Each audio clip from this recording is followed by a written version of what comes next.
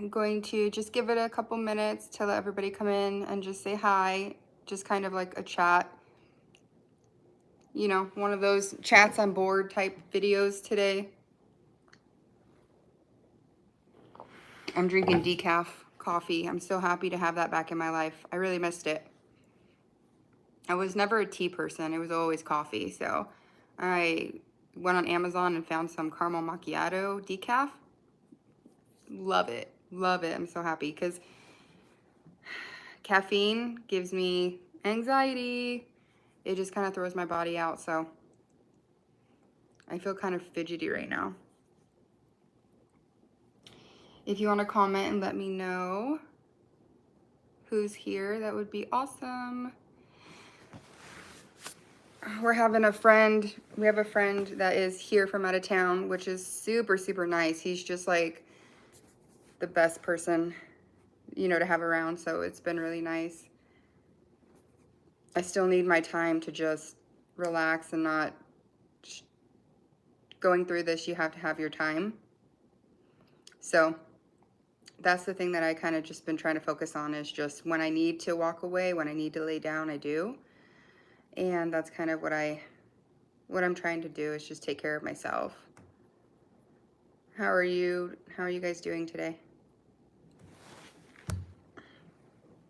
Mary, hi Erin. I'm 1 year off opiates and still struggle. I'm so sorry. What kind of symptoms are you struggling with? It's crazy because I heard benzos are just horrific, but I'm seeing that SSRIs and opiates are kind of having the same effect. I'm just curious what kind of symptoms you're having still. I wonder if we're going to always have a certain amount of symptoms. Pain mostly? Oh, so you're treating the pain, and now that you're off, you feel the pain. Do you think it's still worth it?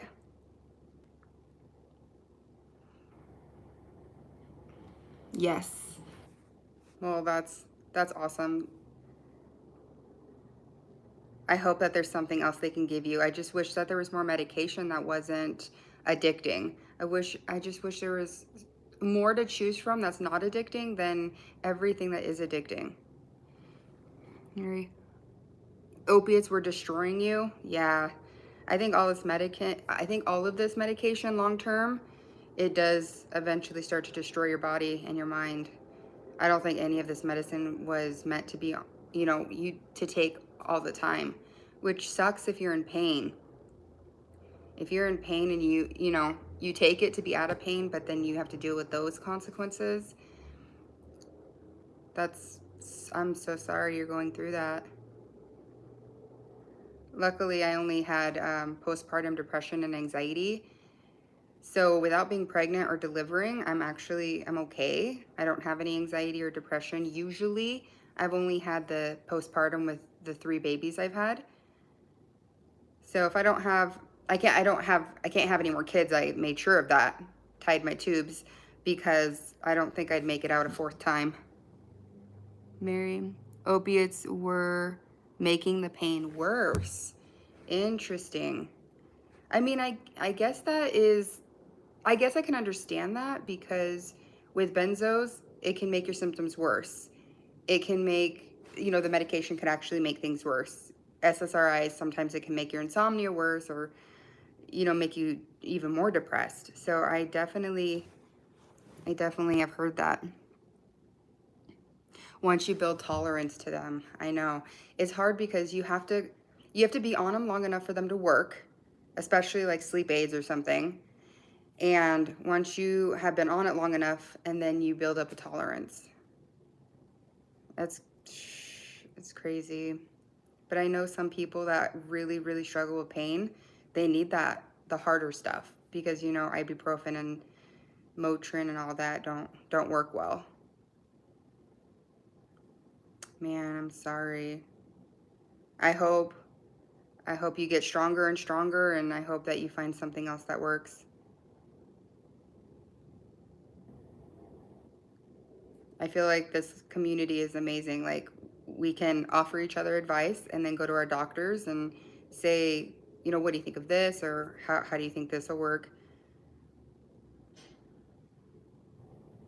4 times a day. Did you cut back? Did you taper and then discontinue it?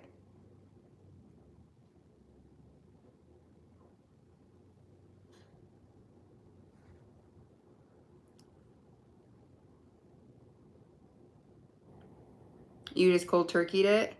So 4 times a day you just stopped everything? Wow.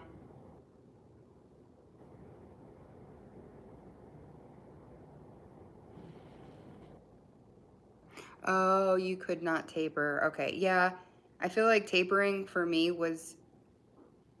it was harder, longer to taper. I mean, I definitely needed to because I didn't want to like go, you know, have a seizure. And I heard that that was the way to go. But it was harder because it lasted longer. But I still feel like in the long run, it was safer. I don't know. It's a hard one to think of. It was too hard for you. Yeah. Yeah. Even when I water tapered, even when I only removed from 300 milliliters of water, I removed 1 milliliter and I felt the withdrawals. So the tapering was really difficult for me too. You took Indian? You look Indian. Okay. I'm not. I'm very, very, very American white. I'm very white. I'm English. I'm Irish. I'm a lot Irish. I'm very, very, very freckly, pale skin. You have protracted withdrawal injury now. Oh, wow. I'm not really sure I know what protracted withdrawal is. I've heard different things about it, but I don't quite understand exactly what that is. You did benefit at first. It's so hard because now when I see a doctor, I know to ask certain questions. How addicting is it? But even asking those questions, there's a lot of medications that my doctor said was not addicting, and it is. But they say it's not. Like so much medication they say is not. You damaged your brain from cold turkey. Yeah. Oh, wow. You're on them for 3 years. And is it, so protracted, is that kind of like you're in withdrawal for a long period, like years, like a longer period of time? Is that kind of what it is? Yeah, the cold turkey thing scared me. The damage, if I didn't slowly come off, it scared me.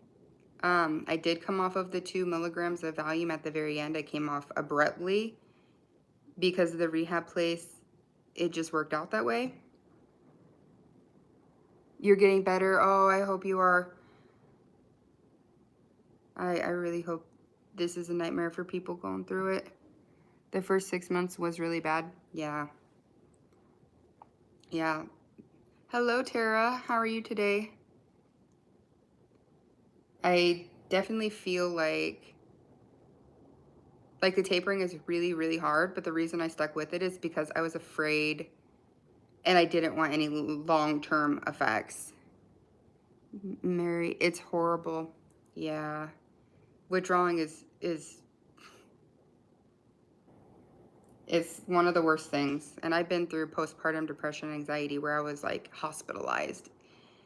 You know, we all have our things that are horrific, and I'm so glad that this channel is taking off and starting to gain some traction. So hopefully there's somebody out there that can really um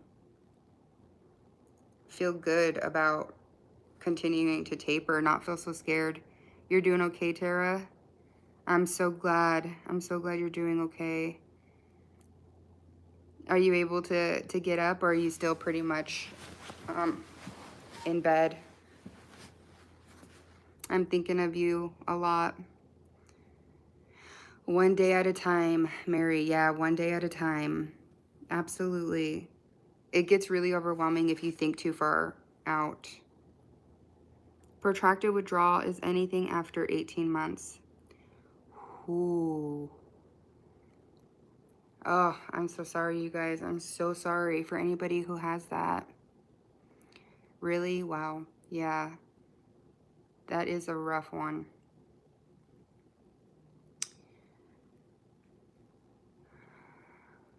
You get up, but not much. It's getting better slowly. Oh, that's awesome. So what do I have? Um, you might you might still be in like withdrawal.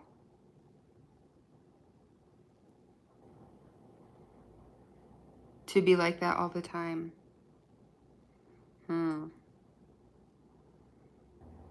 I think it just takes a long time for your body and your brain to heal. So if you're still feeling like that, I think your body just takes so long to regenerate.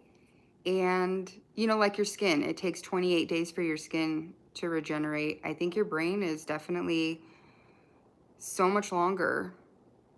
It does kick on, but I think sometimes it just takes a long time for genetics plays a big part in it too. It's scary. Yeah, it definitely is scary. That's why I stayed on it for so long, is I didn't want to go through this. Mary, how long have you been off? Tara wants to know. I think you said a year, right? You've been off for a year? You're almost 60. Okay. I I know the older you get, because I'm 41, and I know the older you get, your body starts to slow down. Um, I'm an aesthetic instructor, so I specialize in teaching students like skincare, waxing, makeup, um, and I know how fast your body regenerates is a lot to do with your age.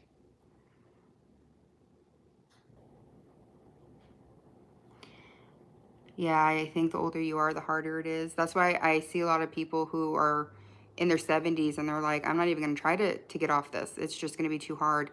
And I'm kind of like, I can understand that, absolutely. March 1st will be a year. Wow. Your brain will heal. Yeah, I absolutely feel like you just have to give your body more time. Thank you. Yeah, you have to remember, you know, when your body's fighting something and your body's completely out of whack, it it takes so long, like for your skin to rejuvenate is almost a month, and that's just like your top layer of skin. So you have to look at it like your brain. That's a lot of stuff that these medications messed with, like rewired you and just kind of threw your whole body off. It's hard to be patient though, I know. Like there are days where I'm just like, I wake up and I'm like, I don't want it today. Like I don't want it. I don't want to feel irritable. I don't want to feel sad and just frustrated. 13 months for you, Tara. Wow. Wow, wow, wow. Tara and Mary, like, stay strong. And I'm thinking of you both. That's really hard, but you're doing it. Mornings, yeah, mornings are the worst. I slept really hard last night. I did take 100 milligrams of trazodone. I'm not a doctor. This is just my experience. I just want to say that. Okay, YouTube, just want to say that. And I took the trazodone, but I had like a couple nightmares. But the sleep is definitely getting better. Hi, Colby. And I actually made some potato salad for the burgers I'm going to make everybody tonight. I have our friend that lives in a different state. He lived here in this state, but they moved out to a different state, and he flies into work, you know, once every couple months, and he stays here. So it's really nice, you know, having somebody come to my house to hang out. Like I love the barbecues and like the pool parties and stuff. Like I absolutely love that. That's that's the kind of person I am. Is I don't go to bars, I don't go clubbing, I don't do any of that stuff. Like having a pool party barbecue I love that stuff. Um, so yeah, I'm gonna do burgers tonight, and I made some potato salad. It takes me a while though, because standing up too long, I have to kind of lean on the counter and I have to kind of sit down. But since I've going on 50 some days, 53 days, I just can't lay down anymore. I'm really struggling with just feeling like I don't want to be trapped in my own head anymore. You miss cleaning, laugh out loud. I never dreamed I would say that. Yeah, definitely. You too, Mary. I know there's so many things, just basic life things that you just want to be able to do. Like, okay, little by little I've cleaned. I did the toilets one day. My kids have chores, so the dishwasher, the kitchen, this, that. But I've kind of tried to do a little bit each day. And then cooking, I love to bake and I love to cook. So that was something that I, even if I'm not feeling great, I'll pull up a chair and just bake. And that's what makes me happy. Like, I love that. But I definitely feel like being inside my house is such a comfort right now. Because I just don't want to be around people looking at me if I need to like lay down, or if I don't know. I feel safe in my house.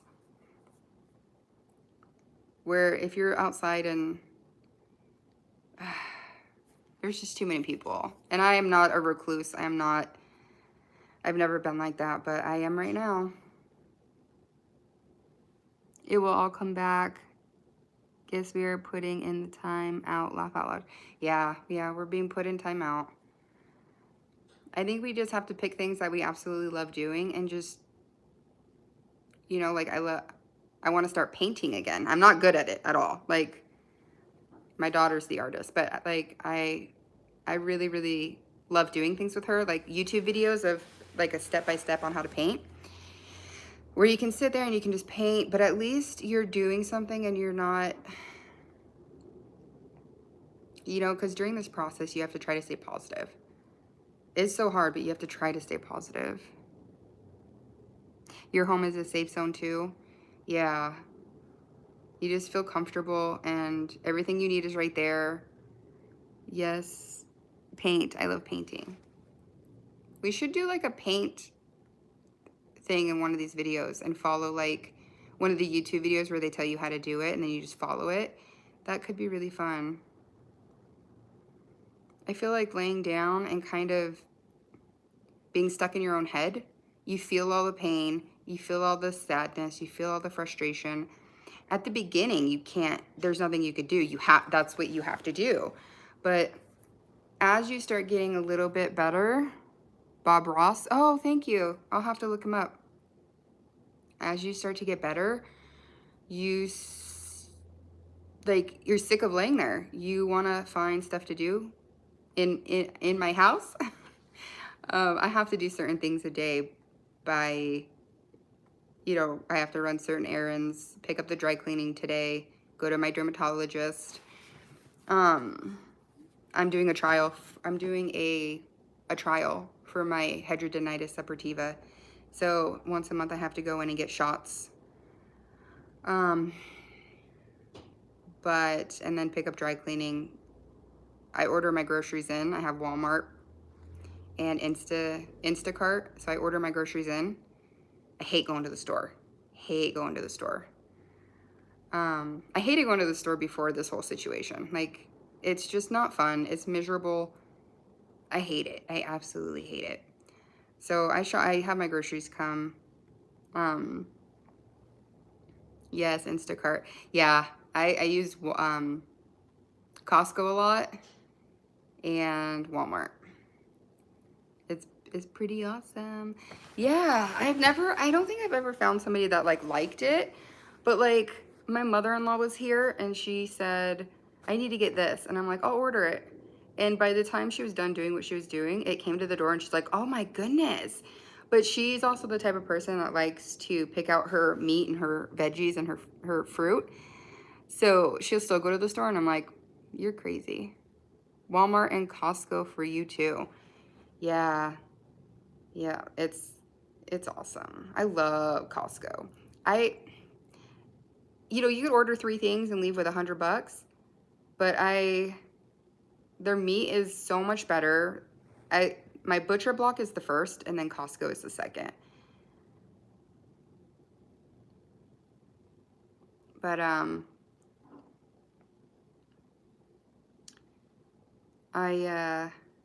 am trying to.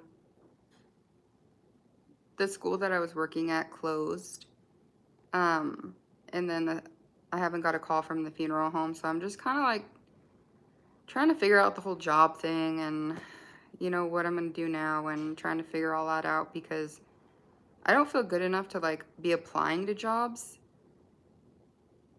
and it's a tough one. It's so tough when you're going through this and you can't take a pill to feel better, and then you have to deal with like the work thing on top of it. It can be really irritating. So I feel bad for all the people out there that live alone and they have to do everything on their own. You're on disability. Oh, so you don't have to work? I'm sure that's a kind of a relief because the thought of having to go back to work is just a little too much. I'm trying to build up YouTube right now to try to help with some things. I love doing it, and once I feel a little better, you live alone. Oh wow. Tara, you live alone too?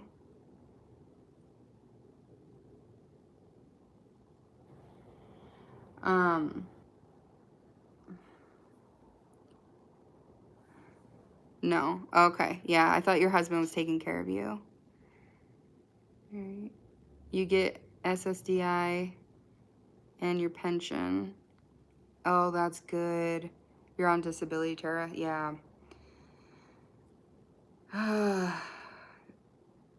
It's so I'm trying to, because I love doing YouTube, and I feel like what I want to build with YouTube with this whole journey, and I just have to keep, I want to edit eventually and just make it really fun and kind of bring other YouTubers that have, benzos or opiates or any type of withdrawal, and kind of do like a question and answer and just like have fun with it. I think that, I think if you have fun with what you do, it takes your mind off the bad, because you're just like, there are jobs we've all worked where we just absolutely hate it, just hate it, and life is miserable. So I'm like, do I want to just try to build my YouTube and not go back to work? I'm just kind of figuring things out, what I really enjoy doing.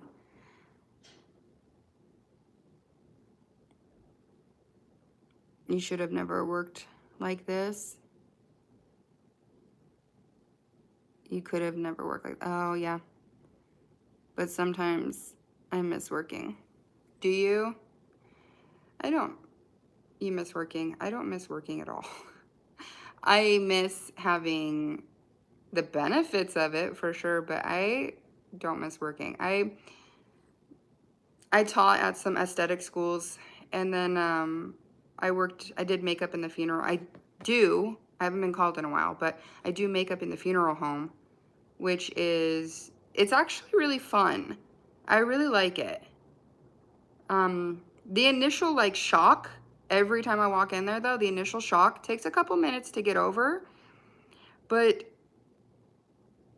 doing my best and making them look amazing is just so rewarding. Wow, that's awesome. Thank you. Yeah, I think if it's just a normal natural death, it's easy peasy. It's the accidents and the trauma that it makes it a lot harder. You can never do that. No way. Yeah, my sister, my mom, my aunts, there's so many people that were like, oh my, when I told them I was gonna audition and do it, they were like, I would run so far. Why would you do that? And I'm like, well, I did New Year's Eve makeup, constantly, because I live in a state where New Year's is huge. Like, I live in a city, it's huge. And I did makeup every year. Like, you know, and you know, you get those ones that just complain. And I was telling my mom, and she's like, well, at least they don't complain. I'm like, yeah. And it's really fulfilling when you have the picture, and then you try to do their makeup like the picture, and when they look amazing, it just feels really good that the family gets that. So someone has to do it. Yeah. When I first started working there, I helped dress them and do the makeup. So that's a little harder because you have to physically be lifting and pulling and, you know, but doing makeup, I don't have to touch. I just have my brushes. So dressing them was a little bit harder, especially if there was like an accident or something. Used to clean a funeral home years and years ago, and that freaked you out. Yeah. See, I wouldn't go in at nighttime. Like, they would call me and say I have like one person, two people. They would tell me like natural or not, and then I would say, okay, I'll be there at like 11 or whatever. And then I would just go in, and every single time though, I have to like, when I'm walking in, I have to breathe, and I open the back door and I have to like breathe. It's not easy. And one of the other managers there, she when I first started, I said, "How long does it take for you to get used to this?" And she said, "Never." You couldn't breathe. Yeah. It's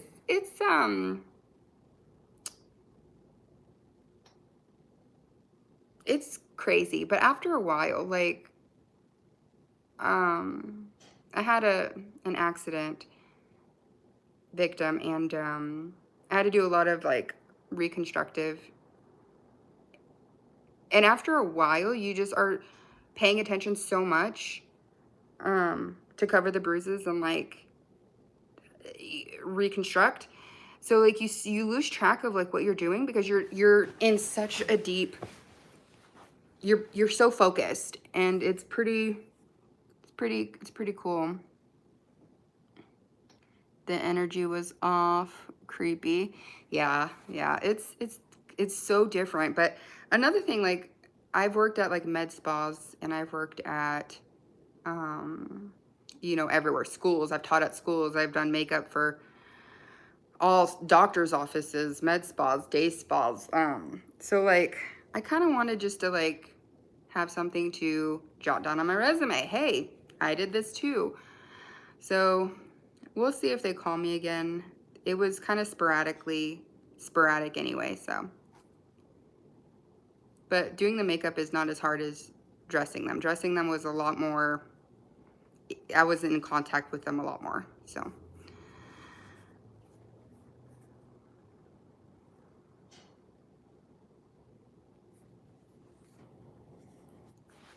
I got my decaf.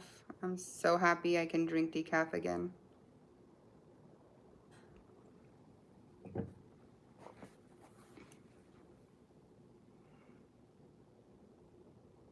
I'm hoping that all of the pain will go away soon. I do have to take like a bath or two a day because my body aches. I don't know if you guys have that, but that actually is so nice. I've been taking like a bath at night. It's really nice.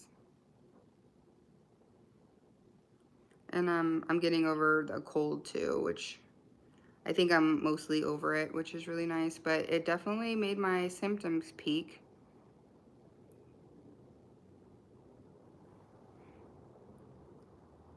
Yeah, I just have like pain, like body aches, um, from the withdrawal. I didn't have pain other than the withdrawal. Happy healing, everyone. God's got us. Yes, Tara, thank you. Absolutely. I will keep praying for you. You'll get there. Like, we just have to remember this doesn't last forever. Even if it lasts like a year, it doesn't last forever. We will heal. Our body will regenerate. And it's scary hearing all of these YouTubers who go completely scary. It sucks. So I don't watch any of it. I want to stay positive, and I want to feel like you'll be okay. You'll get through this. It's going to suck. But what other option do we have? We go through it or don't go through it and then live on medication. You've watched some really scary ones? Yeah, Mary, I've seen a couple and I stopped doing it because it really freaked me out, which made my symptoms worse because I was scared. You're not scared, Tara? That's good that you're not scared.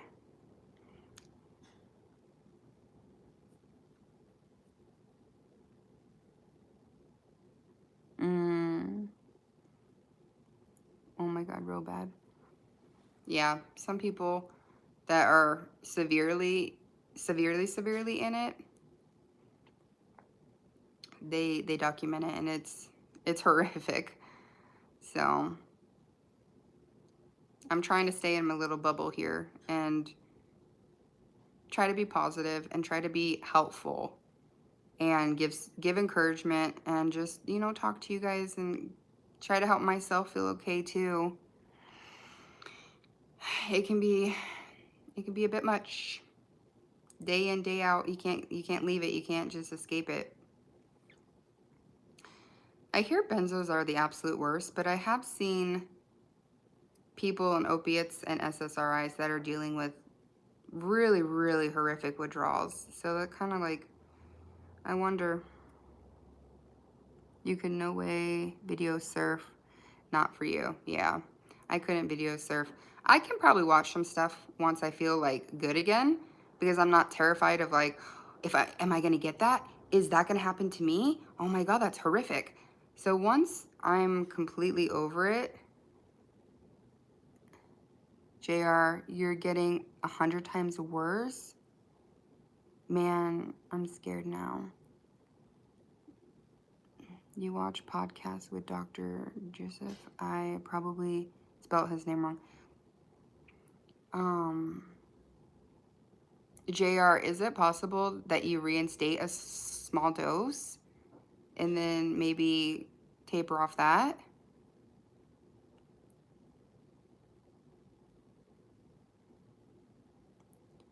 You watched him too, Mary? Yeah. I'll look at him. I think I know who you're talking about, and I think he scares me. Yes, he's good. I'll check him out and see if it's the same guy I'm thinking of. You do not know if you can reinstate 6.5 months off. I would, if it were me, I would call my doctor and I would thoroughly just be like, hey, find somebody that you can trust, lay it out.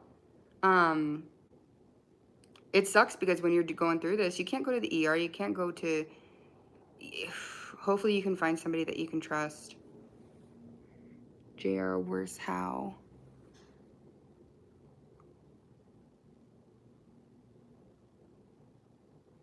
Yeah, I'm sorry, JR. Do you still have akathisia and tremors? I thought they were very similar because both of them are like involuntary movements, right? Oh, bad thoughts, depression, apathy.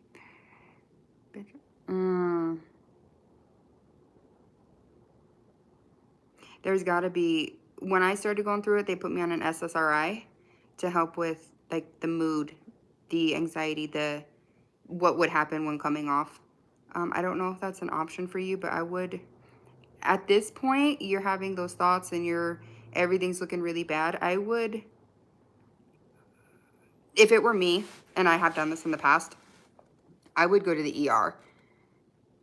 For one, they'd be able to help your symptoms, and for two, they'd be able to just put you in an okay place.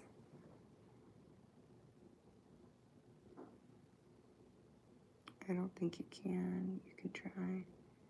Hang on, you can do it. I had all of that for 11 months. It will go away. I think at this point, if you're feeling like that, if you're feeling those thoughts and you're feeling just all of that, it's kind of like, if you feel like you're not safe, then yeah, go to the ER. I've had to go to the ER and be placed on a watch when I was severely in that place. So just, you know, you think cutting caffeine too fast has something to do with it. Oh yeah, possibly.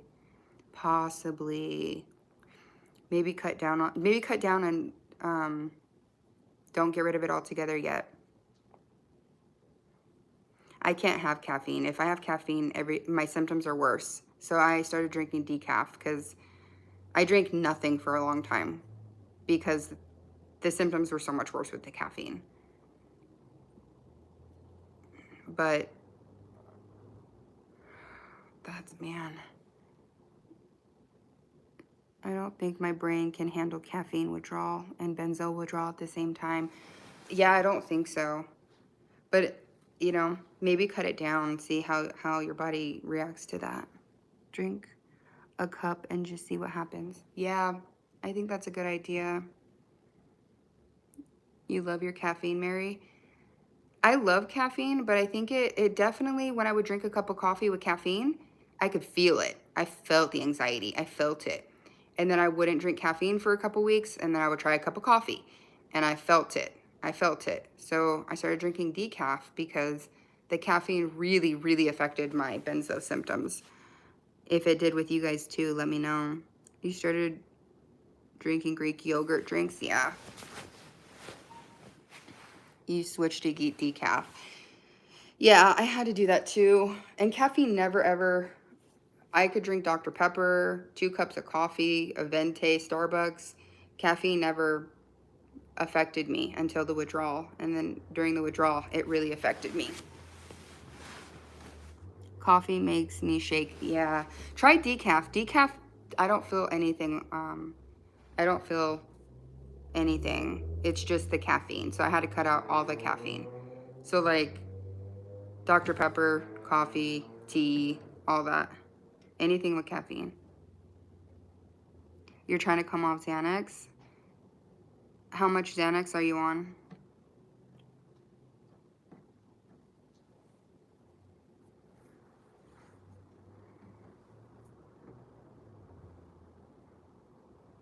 Thank you guys for being here today. I really appreciate all of you.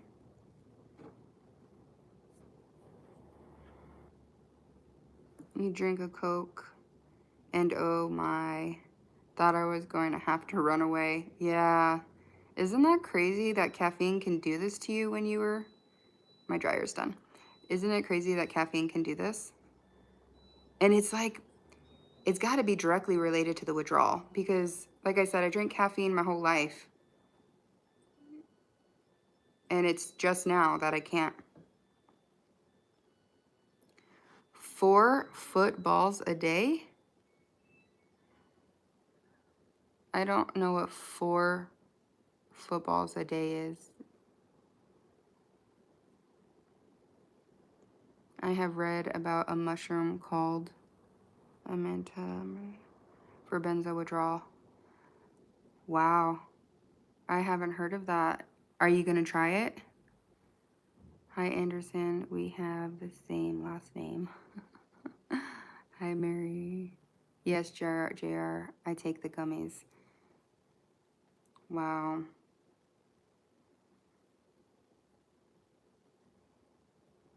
Really, does it help, Tara? Yeah, I'm curious. Anderson, what is the 4 footballs a day? 4 milligrams of Xanax? Oh, it does. That does work. That's awesome. I'm scared to try any of that. I'm just scared to put anything in my body and have a bad reaction. I've tried edibles during this withdrawal. I tried an edible once. It made me freak out. It was terrible. Can you add me somewhere have some questions. Tara. Oh, there we go.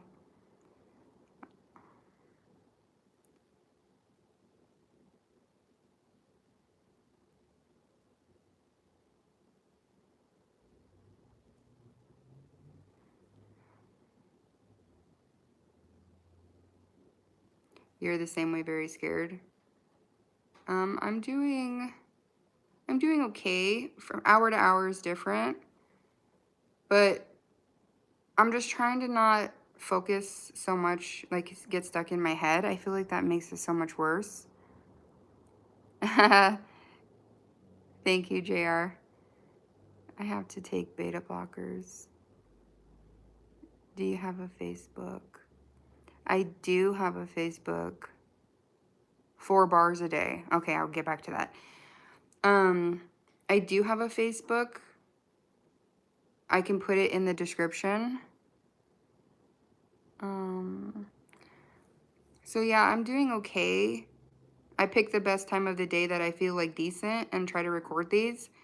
Other than that, I'm laying down or in the bath or just, you know, but I'm doing okay.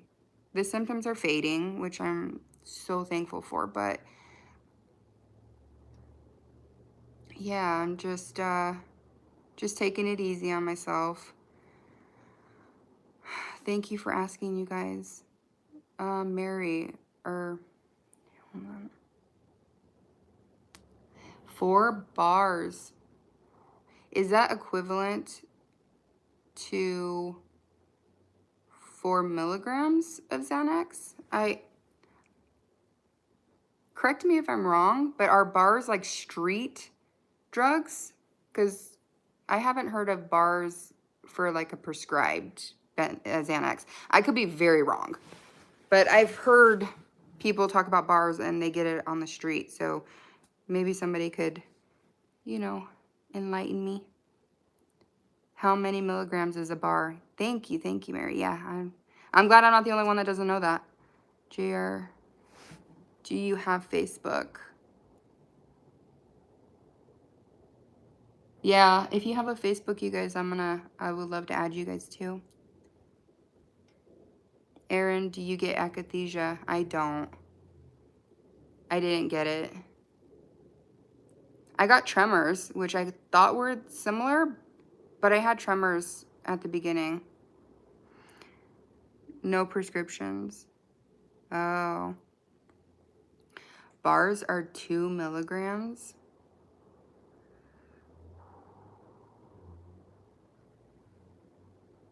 Wow.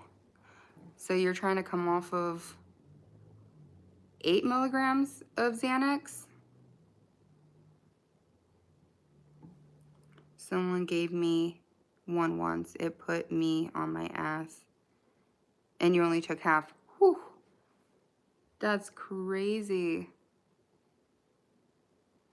Yes, street. Okay. So you've taken them, Anderson, you've taken them consecutively for like some enough time to be addicted? Yeah, Mary, Xanax is one of the strongest benzos. And so like 2 milligrams of Xanax is equivalent to, I think, 20 milligrams of Valium. So it's more potent. I'm sorry if I get this wrong, guys. I'm not amazing at it, but I think I'm close. But I think 1 milligram of Xanax is equivalent to 10 milligrams of Valium. So usually the doctor switches you over to Valium to taper because it's less potent. You had akathisia, but not severe. That's good. That's really good. Bars are also prescribed. Oh, I did not know that. Well, thank you for letting me know. Interesting. Okay. You can't take benzos, Mary? Yeah. Anderson, right? Or antidepressants. You've been on them for 10 years? Wow. And you're thinking of coming off? You still get it in your legs, Mary? Yeah. I know like akathisia is like involuntary movement, but wouldn't that be very similar to tremors? Because I would just do this and shake, and I had like my legs that would kind of do this like involuntary, but it wasn't. It would do it and then be good for a while. Like it's so weird. Yeah, be careful, Anderson. Yeah, be so careful with that much. Akathisia, you could never sit still. So it kind of has like an anxiety type feel to it, where you have anxiety. When I have anxiety, I have to like pace. I can't sit still. I feel so, ooh. So it's in between tremors and like anxiety, kind of sounds like. Yeah. You can't stop moving. Oh, wow. That sounds awful. You want to stop, but you can't. It's hard. Yeah, it's so hard. It's so hard. Agitation. Yeah. Think anxiety, but 100 times worse. Wow. God, there's got to be something that your doctor can do for you. There has to be something that they could give you to I don't know if you would want to do this, but they gave me gabapentin when I went into the ER. And it helped me through a couple of days of like the roughest that I was going through. And then I stopped taking it. I just took it just to get through a couple of days of the really bad symptoms. Maybe that's something you could talk to your doctor about. I know people are like, don't take gabapentin. It's, that's what you're trying to heal. But sometimes you have to take something that's going to help you get through it. And it helped me get through the worst part where I didn't know I was going to fight if I was going to get through it.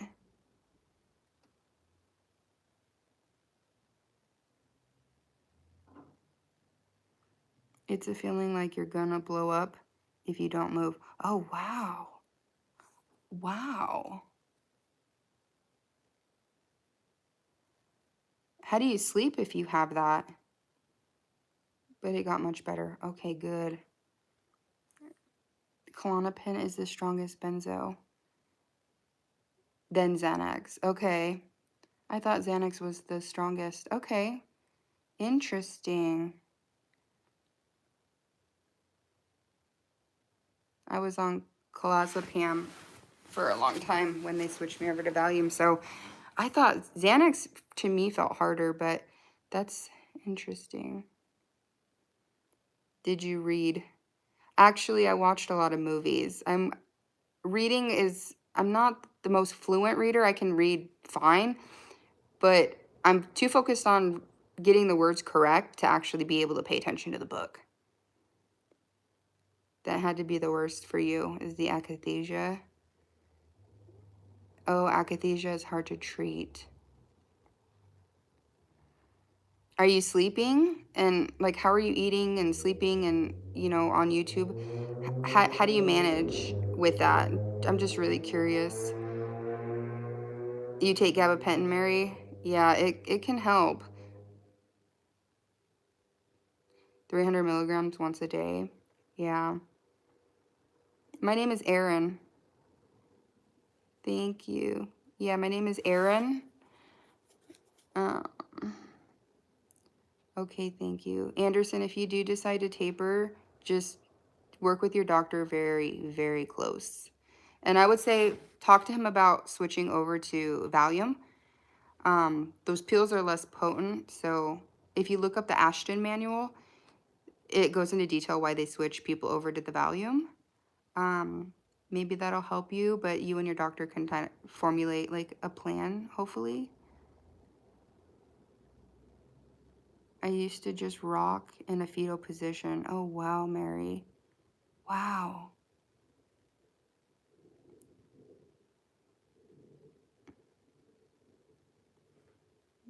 Tara says, did I read what, JR? The Ashton method for benzodiazepine taper. Yes, thank you, thank you. That's exactly what I was talking about. The Ashton method is safer and effective protocol for gradually stopping benzodiazepines. Yeah, It's a good guide, and not everybody follows it. Like, not everybody fits that mold and they have to go slower, but it's a good guide. And then you listen to your body on top of that. Like, if it says cut it in a week and you need 2 or 3 weeks, you listen to your body.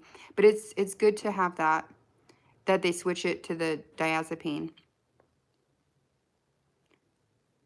I eat okay. Sleep is good some nights, bad other nights. Yeah, it sucked. Yeah. I took, when I was in the thick of it, when I was like really in the thick of it, I took gabapentin for probably like 2 weeks. And as soon as I started feeling like I can deal with it, I didn't take it anymore. I didn't want to get hooked on it, but I did need it to get through like the toughest. Now I just take vitamins during vitamins, and then I take one trazodone and then hydroxyzine, and I'm good. Once everything starts to subside, I will start to cut back the trazodone, but I'm not going to be in a hurry like I was with the benzo. I'm just going to cut it back very, very, very slow and be done with everything. Like, that's the only medication I'm on right now. But if I don't take it, my benzo withdrawals peak because I'm not sleeping, and then I get agitated and I get frustrated. So I would rather take the trazodone, let my body get rest, let my brain heal, and then just with no rush whatsoever, get off the trazodone. It sucked, yeah. Do you still take the supplements, Erin? I do. Do you have withdrawal on gabapentin? I didn't have any withdrawal on gabapentin, but I only took it for like 2 weeks. The supplements I take is B6, vitamin D, ashwagandha. I'm not saying that right. It's like asha something. It's it's a supplement. It's like a gummy. And then I take black seed oil, amino acid. Yeah. I take those at night. Those actually help me sleep too. So I take those, and then I take my trazodone, and it actually helps. Ashwag, yeah. Asha, it's a long vitamin. Asha something. Ashwagandha or something like that. But I was on Quvivic, which was a sleep aid, and I had withdrawal for that during my withdrawal from the benzos. And it lasted like 3 days. And I could really feel the difference between the benzo withdrawal and the Quvivic withdrawal. Indian ginseng. Oh, okay. I love all the natural stuff. I really do. Ask your doctor if he can give you B12 shots, injections, and I think it helped a lot getting it once a month. Yeah, I actually don't see my doctor regularly. But there's like a vape pen that's a B12 vitamin. So instead of vape, it's B12. It's pretty cool.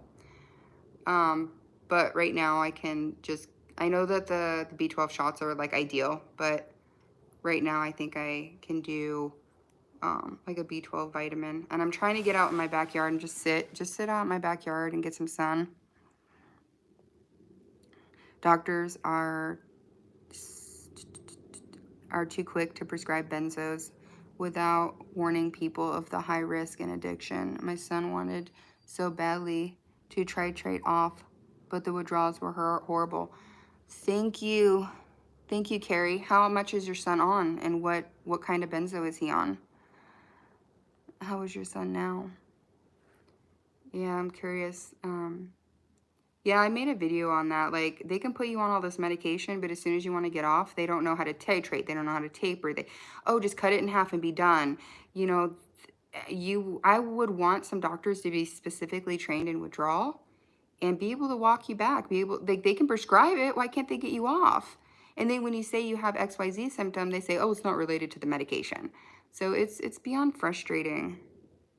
I made a video on it when I was like ranting one day when I was super upset. I'm just like, why? Why is there no doctors that specialize in withdrawal? Like, that would be in itself, they would be packed with clients every day, just exactly how to, okay, well, I have a 2 milligram pill. How do I get down? Oh, you cut it here, you weigh it, and it should be this weight. And you do this day, this day, this day. You skip a day. Like, more of a, when you withdraw, you want your hand held. Like, I wanted somebody to hold my hand. I didn't want them to say, cut it in half, and then a week later, you'll be done. Like, I wanted them to hold my hand and show me and teach me. So it's beyond frustrating that you don't have many doctors that will help you get out of it. Yeah, doctors don't know anything about it. Yeah. Yeah, that's why I love starting this channel and having this community, because where somebody has been through it, they can help somebody going through it. He was on Klonopin, 3 milligrams a day. Withdrawals were so bad that he started getting Xanax on the street. He passed away last year from Benzo OD at the age of 27. I am so sorry, Carrie. Oh, wow. He was just struggling that bad. It can really mess with your brain. It can really make you feel like you can't take it and you can't cope.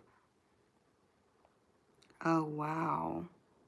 See, and I hear benzo OD is so high. You would think that doctors would have to be more careful in prescribing it with that. Wow. Oh my, I'm sorry. Yeah. It, doctors really need to start figuring out that they can't just give this. Even opiates and antidepressants will really screw up people's heads. There are some people that just have a horrific time.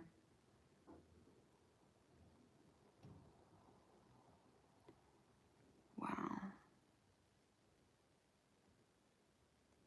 And I feel like Klonopin at 3 milligrams a day, that's a very excessive amount. Why would a doctor prescribe that?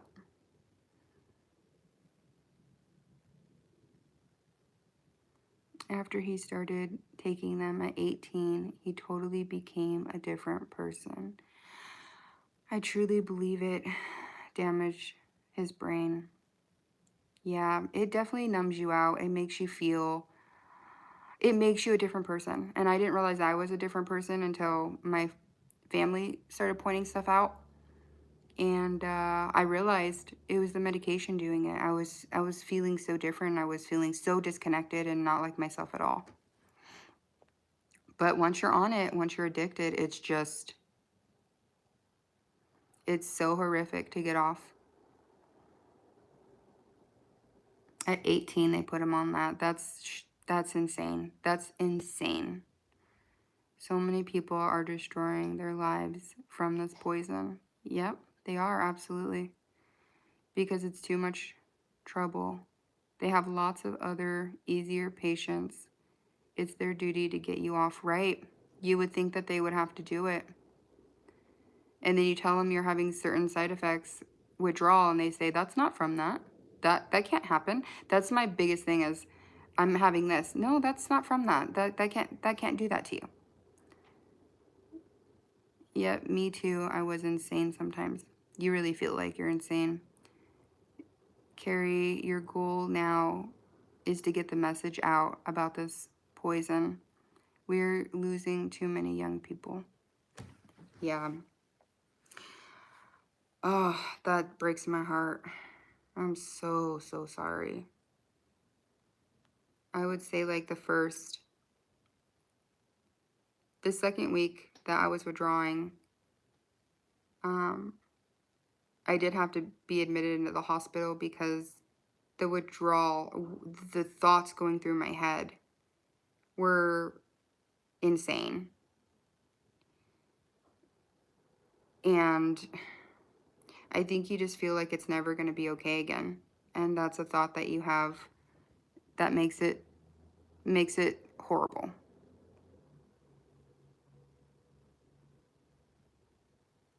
They use that response every time. Yep, they do. How much was I on? I was prescribed 8 years ago, 0.5 of Klonopin, but throughout the years, I went up to 1 milligram of Klonopin. And then I was like that for a couple years, and then I started tapering down, and I got to, I don't know what it is in Klonopin, but they switched me from clozapam to Valium, 4 milligrams. I got down to about 4 milligrams of diazepam, but in Klonopin. Then they switched me over to diazepam, 4 milligrams. Then I kept tapering down, and I went into rehab at 2 milligrams because that was the hardest for me to get off of. Then I did rehab, and I did make a video on it. I did rehab where I ended up cold turkeying because they switched me to Ativan 4 times a day, quadruple my dose, and I ended up stopping the medication. So I stopped after 2 milligrams of diazepam, but I was on 1 milligram. My highest was 1 milligram of clozapam. This drug needs to be shouted out from the rooftop. Yeah. And there are people that are like, what were you on? Oh, benzodiazepine. Well, what is that? And, you know, if a doctor gives them the medication, they're not going to know to be like, how bad's the withdrawal? They're not going to, most people don't research it. So if you don't research it, you get stuck. Because you take it, trusting them, and then you get stuck. Yes, this drug needs to be shouted from the, okay.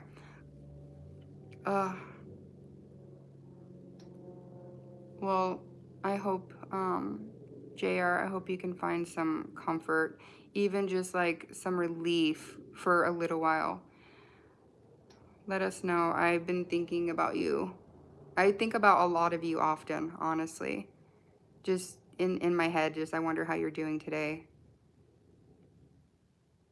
Doctors have me stuck. Yeah, that's a good amount of Xanax. Just be very careful with that.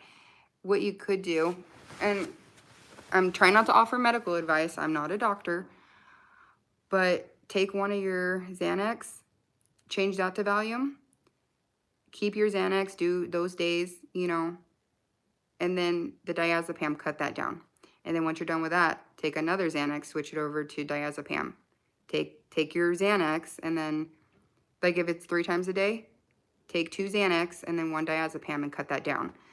And then once you get done with that, remove another Xanax into diazepam, take your 1 Xanax and cut down your diazepam, and then switch it over. Like, I don't know if that's a good way to do it, but in my head it sounds good.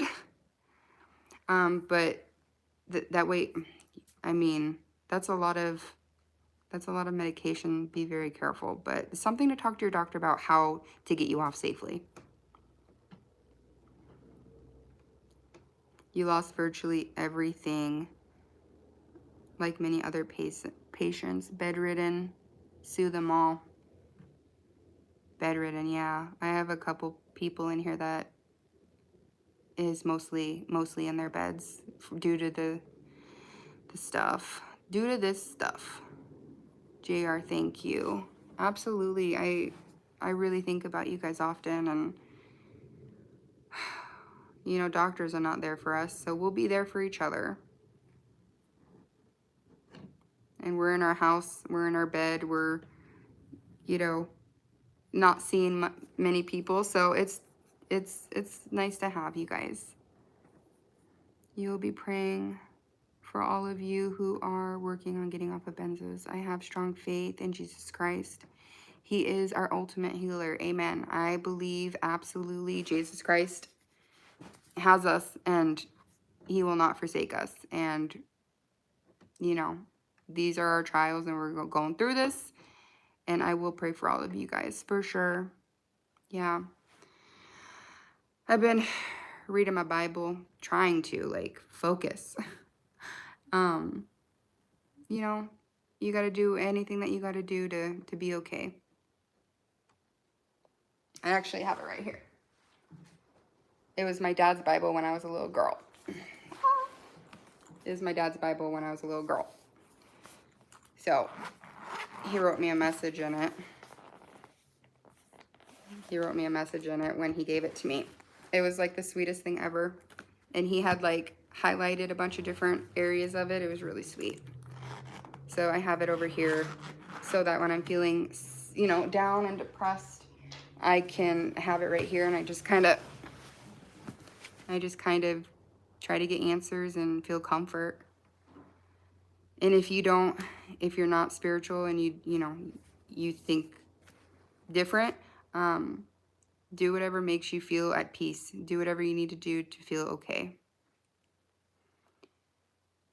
But Mary, yes, you're Christian. Yeah, me too. I came from a Christian house, and you know, in my 20s, I wasn't doing everything I needed to do, but I came back to him and completely with both feet jumped in.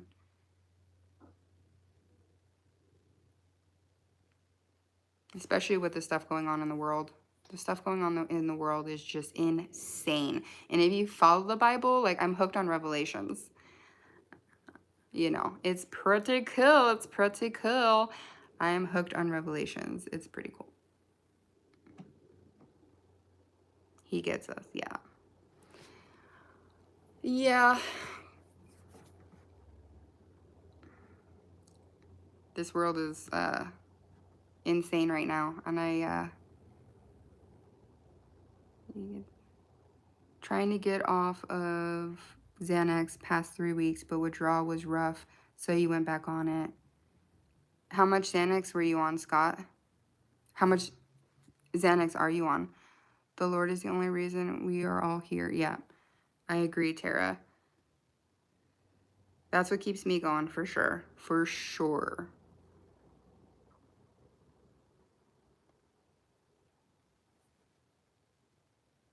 Did you try to... Not a lot, 0.25. Did you try to taper? Did you try to taper down, Scott? Mary says, yes, Tara. Did it help getting back to the same dose?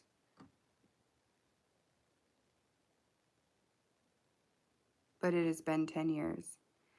JR wants to know, Scott, if it helped getting back on that dose. Did it help with the withdrawal?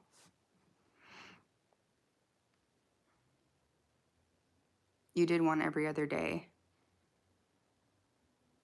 Did you just stop taking the 0.25 or did you cut it back? It did. So it did help. How long were you off before you got back on? Because JR is really struggling with a lot of symptoms right now. Hello. Shh. I am going to butcher your name if I try to say it. Shahad? Shahad? I'm sorry if I destroyed your name. I'm so sorry. You were doing one every other day. Oh, that was your taper, one every other day. And so did that threw you in really heavy withdrawal, doing it every other day? The only way out of enduring it is not reinstating.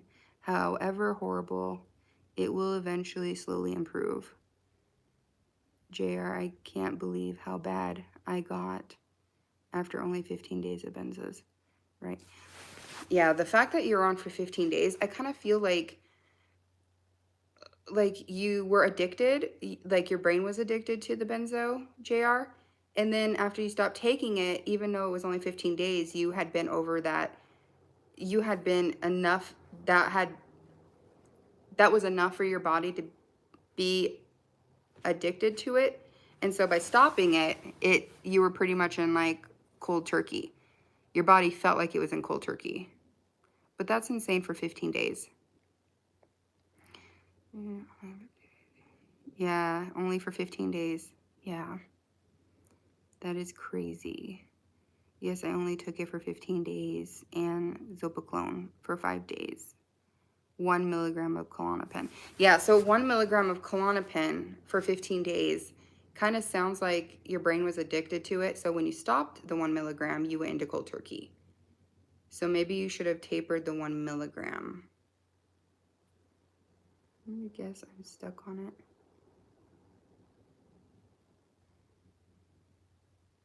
If you try tapering very, very slowly, Scott, you're going to have symptoms, but you can, hopefully it would be doable. Like I had a lot of symptoms and I still do, but it's getting better and it's something that I can deal with. There are some people that take one pill and sustain an injury. Wow. They take one pill and sustain an injury? Wow. That's insane. That's scary. That's really scary. You're going to wait and try to taper with Valium. That's a good idea, Scott. That's what I did. I crossed over to Valium.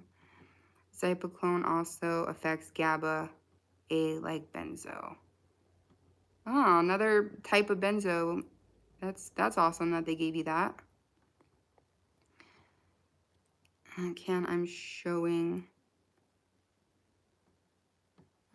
us your stomach.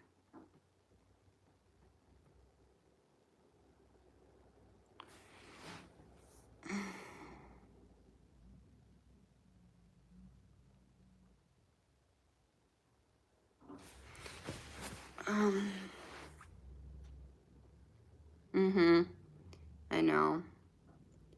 I just delete it. My moderator couldn't be on. He's at work. He's like, sorry, I can't do it. I'm at work, but hopefully, you know, you don't get a lot of trolls. And I'm like, no worries. Your doctor gave you Klonopin after a long time ago. My doctor gave me Klonopin a long time ago after my husband passed away. I'm so sorry, Mary. And I chose to not continue to take them. They gave me bad headaches after about 3 days. Yeah. How long did it take for your withdrawal to go away? I'm still in withdrawal. My symptoms are lessening, but I definitely would not say that they've gone away. Some of them have gone away. Can I add you to Facebook? JR asked you, Tara. Thank you.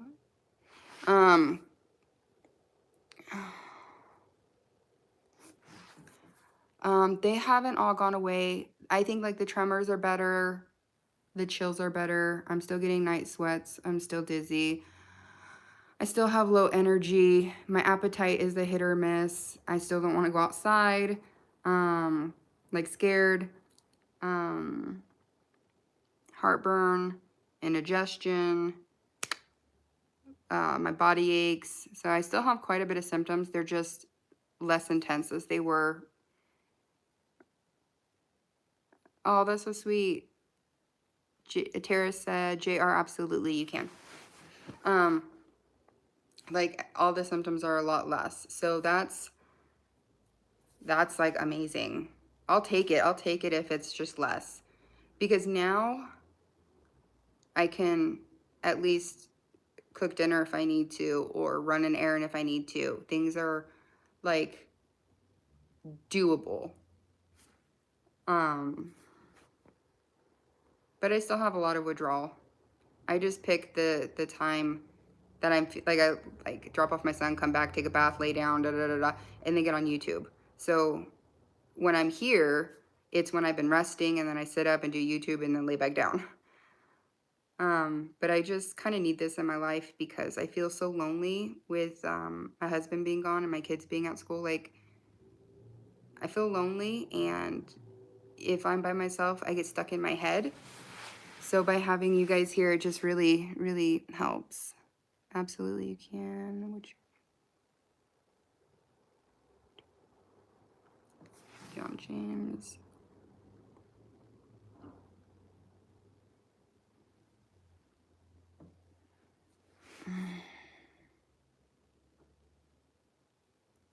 Hold on, I'm trying to.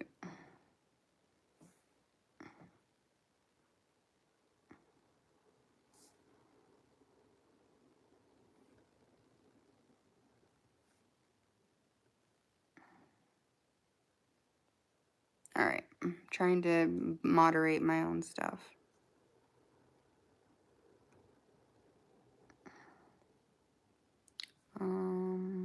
Okay. Yeah, I'm trying to moderate my own stuff while my husband's gone. If you're here that you're not interested in Benzo's withdrawal or anything and you're here just to troll, you might as well just click out and move on. Because I'm gonna report you anyway. I mean, there's no use saying retarded things on here. Just move on. Aaron, do you still have fear going outside? So it's not really fear. Like, I'm not afraid to go outside. I have to go outside every day to drop my kids off at school and pick them up, or run an errand. But I feel worse being outside, like doing stuff and being in the car and doing that. Like, it makes me feel worse as I do it. And I just feel safe at home. So I don't feel scared to leave, but I feel safe at home. Like if I don't have to, like when I pick up the kids, if I don't have to do that, go out, like I'll just stay at home. So I feel more comfortable being at home, but I can go out and pick them up and stuff. As I'm wasting energy, I'm feeling worse and worse.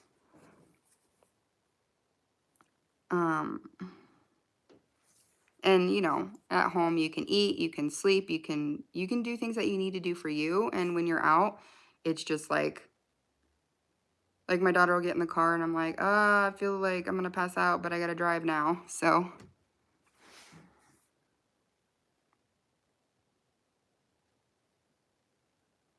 okay, I'm gonna hide user from the channel. Okay. Yeah, I just removed them from the channel. Trying to figure out all this, all these buttons. Have you tried exercising? Yes. So like,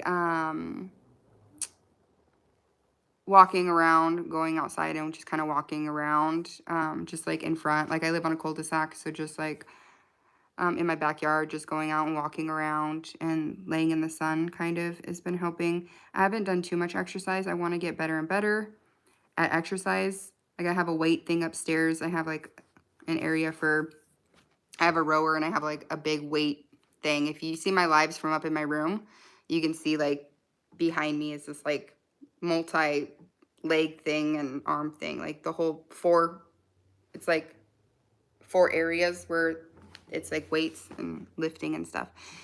But I love going for walks because getting in the sun and just kind of just listening to music and going for a walk is really nice. So I'm going to try to do more of that next week. Just listen to your body, Erin. Yeah, thank you, Mary. I'm definitely going to try to exercise more because releases endorphins and you kind of need that. And I notice when I do a little bit more walking, I notice it makes me feel better. Would have to discuss. Oh, okay, yeah. That's awesome that you're going to share that with each other. Helps you tremendously. That's good, Scott. I do feel like there are certain things that just help. Drinking a lot of water, cuddling with your spouse, things that make you feel good is what you have to do during this. You know, I was sitting here cuddling with my daughter and I was just like, just made me feel good. You have to do things that just make you feel okay. You have to pick those moments where you're good. All right, I'll get off in a few minutes. Problem is that exercising can cause setbacks for some. Yeah, absolutely. That's why I just want to do walks right now because I'm not wasting a ton of energy, but I'm moving and I'm getting sun and I'm moving and getting air but the supplements, so the supplements I do think are helping. Even if they're not helping a ton, I do feel like they're helping my sleep. Because if I don't take them one night, then I wake up in the middle of the night, or I don't sleep, and then I finally take them like in the middle of the night, and then I go to sleep. So I don't know if it's all in my head, but I really feel like they're helping me. So even if it's all in my head, I'm still going to keep taking them because, I don't know. I feel like they are helping though. Yeah. The black seed oil, I have it in pill form, but I'm going to get in liquid form next time because I like that one the best. And then the amino acids and B vitamins, D vitamins. Wow, we're going on 80 minutes. That's crazy. All right, if you guys have any more questions, I'm gonna like leave it be. What is the brand of the amino acid? It's 360 amino acid from Amazon. So I think the brand is 360. 360. And then the black seed oil I got off of Walmart, but I'm gonna get it off of Amazon next time and get the pure form. Or yeah, I'm gonna research it and get a better form. But the kind that you put on a spoon and take it, not the pill form. But I'm also getting over like a cold. Have a blessed day. Thank you, Carrie. Yeah, we're gonna wrap it up because I'm gonna lay down before I have to get my kiddos.